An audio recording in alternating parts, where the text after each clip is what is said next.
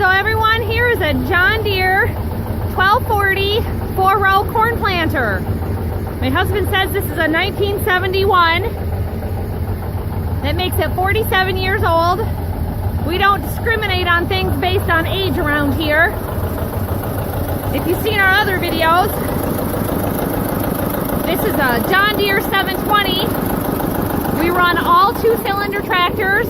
I believe the last year on the 2 cylinders was 59. They're nice little tractors and strong pulling. And running this old equipment, we're mechanically inclined, so we're able to do it. But it allows you to put your money into other things in your farming. Fencing, you know, non-GMO seeds, organic, things like that. We hope to one day be certified organic, but at this point, we're just feeding our own cows. We're not, you know, selling. We have hay, and people are familiar in our area with organic practices, and they know that the certification is so expensive. So one day we hope to be able to do that. So it's got 4 press wheels, and the press wheels are just a solid rubber. They're not aired or anything. And there's the coulters. I believe they're called coulters here. I know on a disc they're called a coulter. We've got side markers. It's hard to tell, but right there, the sun's going down. So my husband is the expert at unloading things. And today we're unloading using the ditch in front of our house. So the county went through a couple years ago and made more of a slope on our ditch. So he kind of backs into it, which is the son of a gun with a lawnmower, boy. I buried that mower deck right in this area where it's deep. This is where that car had been pulled out this winter, and right over there the other car that went off the road.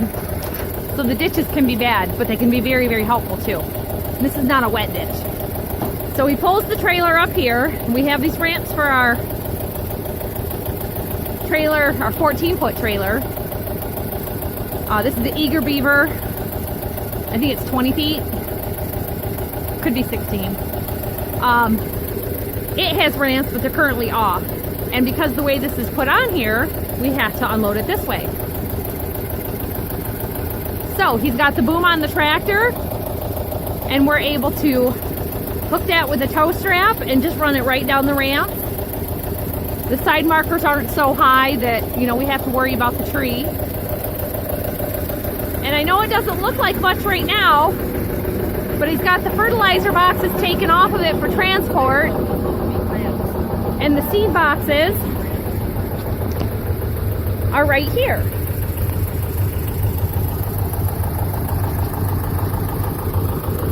Probably some mouse surprises in here. It's been in storage for a while.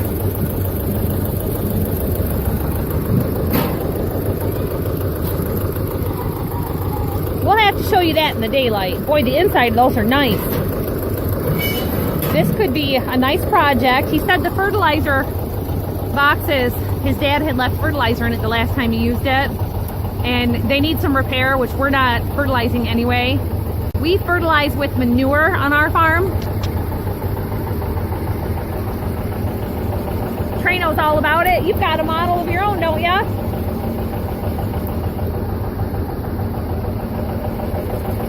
Trey has every John Deere collector tractor for,